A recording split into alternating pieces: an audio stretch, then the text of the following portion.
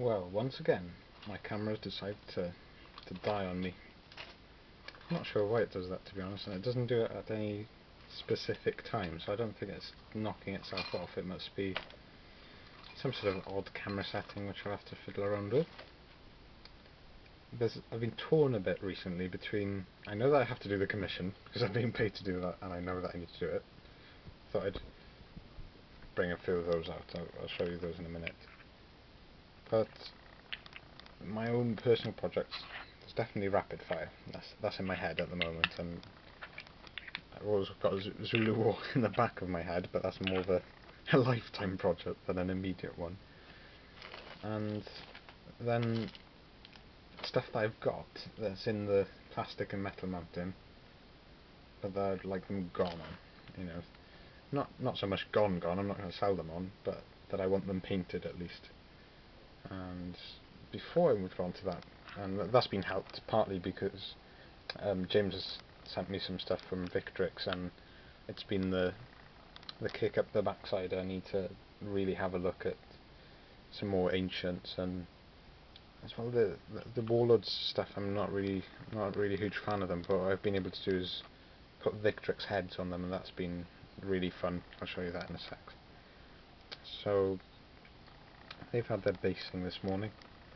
I've done skin and highlights, and I've just got them to a point where I'll be able to do a wash and maybe some quick highlights. But the aim of this project, I think you've seen some, there must be no less than 45 figures, and there's 12 metal figs on top of that, and then 2 jeeps and the Bren carrier and the artillery piece, including a mortar and machine gun. That's been quite a large commission, but it's been great. I've had to be disciplined about it, and yeah, so as I was saying, Luke wanted them tabletop ready, so I've just been practicing a few methods. Rather than paint in sort of excruciating detail the leaves on the helmets, they've been dry brushed. I want to go in with some highlight. Thing is, I'm not really meant to add lots and lots of highlights onto these. They're very much a tabletop ready army, but just trying to finish them in decent time. And well, so far the pictures that I have sent Luke, he seems to be happy with them, so I'm really chuffed with that. Oh, and quick tip with the rifles is just to add a little bit of natural steel as a extreme highlight, and that seems to pick it up nicer than gunmetal grey, which is a very dark metal, just to pick out the details. Yeah, it's driven me around the bend, but now that the flesh is done on them, they look like little miniature people, and it's a bit more fun to paint them up, I feel. I've got some Celtic Crunch. Sorry, I had to. There is actually an ice cream that's made near us called Celtic Crunch. That's very nice. I've got all sorts of things in there that are bad for you, but very nice indeed. So these are the next batch of Celts. This weather that we've had is quite warm, especially this afternoon. Now everything's burning up. Well, all the morning mist and things, that's all gone, and it's a nice warm day now. This is a mixture of Victrix, Warlord and Gripping Beast Dark Age figures. And you might notice that a lot of them are headless, and that's because I'm going to use the Ancient Britain metal heads from the Warlord set. So I'll probably do those. Let's see if I've got some tonight now. Some time tonight, but as I've said, the actual focus is always the commission. I'll never, if I'm tight on time, I'm never going to do my own thing, you know, especially if I know it's a certain deadline. That's definitely secondary. I've had a few leisurely breakfasts, and I've been doing some of these afterwards, and it's just been very nice. Yeah, lots of Victrix heads in here. Let's just show you a few of them. And some are a bit more bonkers. This one I'm not entirely happy with. But after the shields I'm going to do separately. That's a Victrix head, which is very nice. I think just a head swap can make a difference with some fairly bog standard poses. that's a Warlord body, which is not an amazing one, especially with the Warlord heads.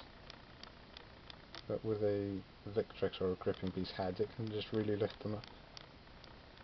Size-wise, they seem to be spot on. Victrix are smaller. You don't really notice with the heads because they're a bit larger anyway.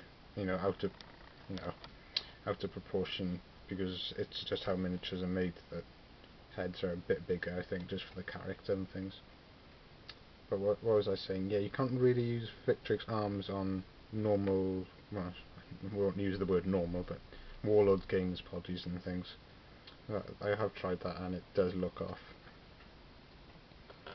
Unless you're willing to do a lot of hard work with scalpel and green stuff. Bloke there with a Victrix head, he's looking a bit better now that he's got...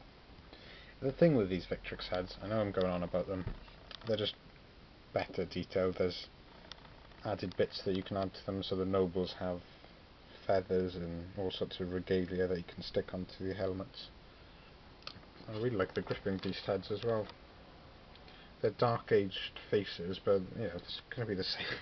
Your Kelter's going to look the same wherever he is in time. It's genetics, isn't it? It doesn't matter unless they learn to pick up the razor, and they can look very different then.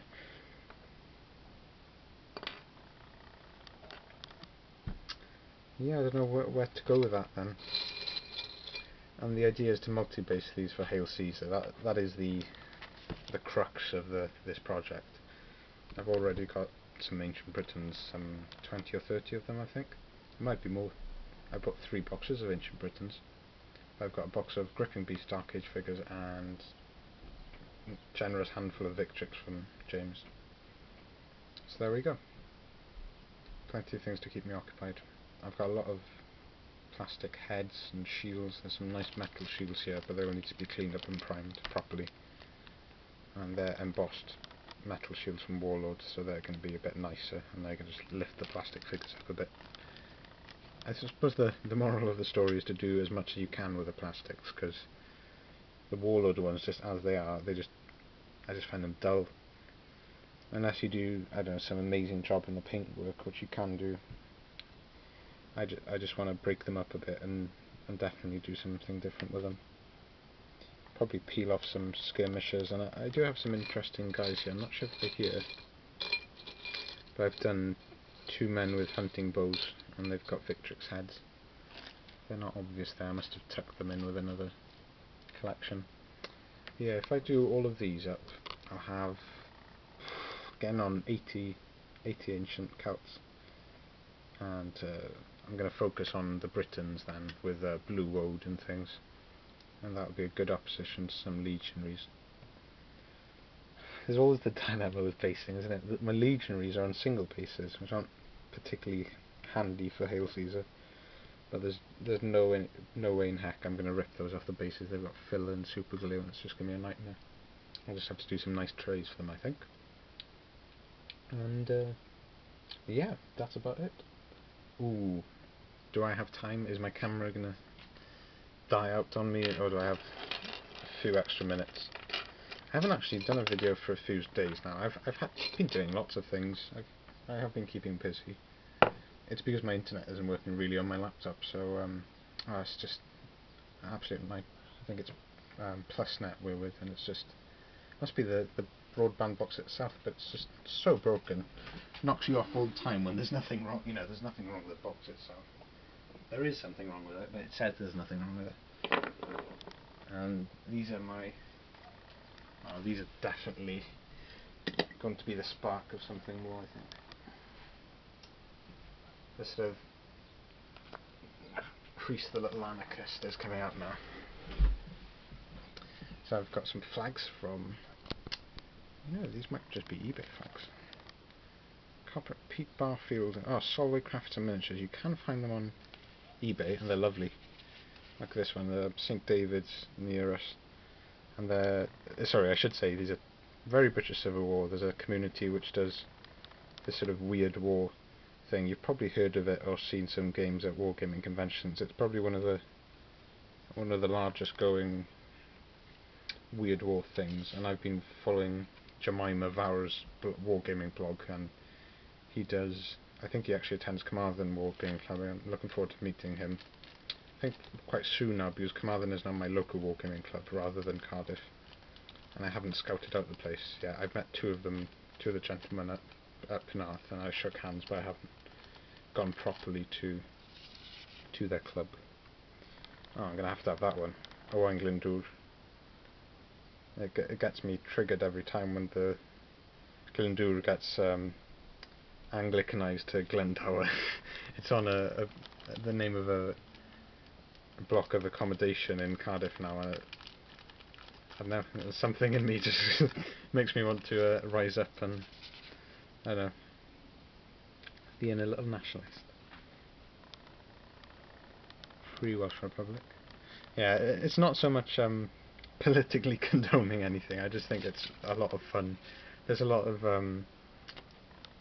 hostility in politics, so it's good to just wargame it out and, you know, have some fun and have some drinks with people. I think it's never nice to be unpleasant about politics, is it? But it's the sort of thing that does breed unpleasantness, and no one's going to be happy. Like, how can you have everyone happy in a country that's divided politically? You know, I'm thinking the UK now today.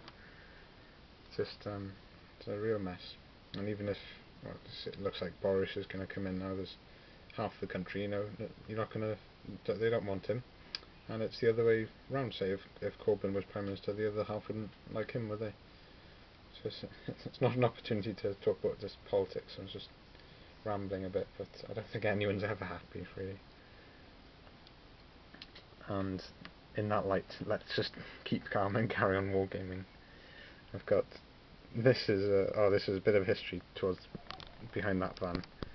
I picked it up recently for a £5. I went into a guitar shop of all places, and I had a really nice chat with the guy there. He's brought out his old acoustic, and he was a battered old thing, but you could really play it, you know. Something I want to pick up again. I've got my acoustic guitar somewhere here now, and here I've got I've got that Golden Shreds Marmalade. I thought that was lovely. It's a lovely piece. It's a little bit out of scale, but I think for our purposes it's fine. And these are some old Paul Hicks sculpts. They were caked in paint when I found them in Bring By, but I've given them some TLC, and they will form one of my brigades. Probably have to do this one